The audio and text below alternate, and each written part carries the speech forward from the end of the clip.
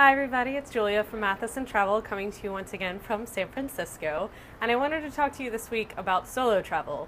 I talked a few weeks ago about group travel, and now I'm talking about solo travel, and I don't just mean independent travel, I mean going on a trip by yourself. I know a lot of people are really terrified or can't ever imagine doing that, and I know when I said goodbye to my friends the first time I went on a solo jaunt, I was definitely a little intimidated, but let me tell you, it is possible, it is easy, and safe, and can be really, really fun. So let me tell you a few of the reasons why and how you should think about traveling alone.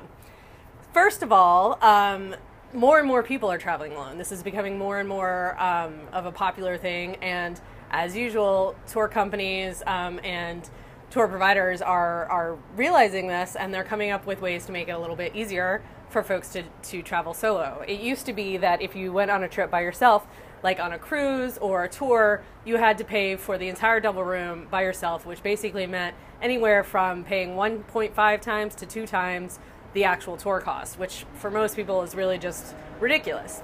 But a lot of tour companies these days are having certain dates that they're welcoming solo travelers, and they don't have any solo supplements. There are other tour companies. That's actually really popular on river cruises. Uniworld in particular has a lot of solo dates. So you should think about that. But also smaller tour companies like G Adventures, which I talk about all the time, but I love them. They have a thing where you can travel by yourself, but you can elect to share a room with a member of the same sex if you'd like, or pay a small supplement to have your own room. So there are definitely ways that you can travel by yourself. And also if you travel with a group or in a guided situation or a cruise situation, then you're not exactly on your own. Often there are other singles that you get to know, and there's someone taking care of you and stuff like that. So that's a way that's a little less intimidating for people to start traveling on their own. But I want to let you know that there are also other options. They call them hosted trips, and that's the kind of thing where you don't necessarily have a group that you're a part of or a guide that's assigned to you all day, every day.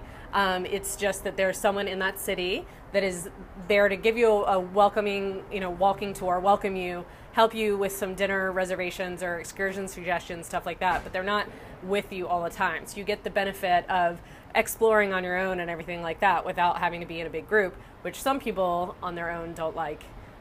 Some people do. It just depends. And then, of course, the third option is if you do want to travel independently and go it on your own, there are some great big benefits to doing that. You get to do what you want. You get to go where you want. You get to sleep as late as you want. All that good stuff. You do have to eat alone a lot, but let me tell you what I experienced when I travel alone, because I do it a lot now. And that's that you actually meet a lot more people than you do maybe if you're in a small group of friends or just as a couple.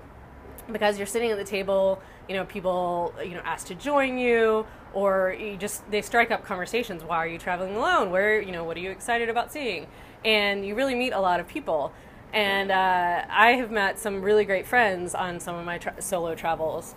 And so I just want to encourage you that solo traveling isn't scary. As long as you're sensible, it's really perfectly safe. I mean, I certainly wasn't out in the clubs until 2 a.m. dancing by myself, by any means. But, you got to be careful where you walk and things like that. But otherwise, traveling solo can be a really freeing, really introspective, really great way of seeing the world. And, I know a lot of people maybe, either you're not married or you've lost your spouse, or, you can't get a travel buddy to go with you where you want to go. Go ahead and go by yourself. It can be really awesome, and I really encourage you to do it. That's it for this week. I'll talk to you next week.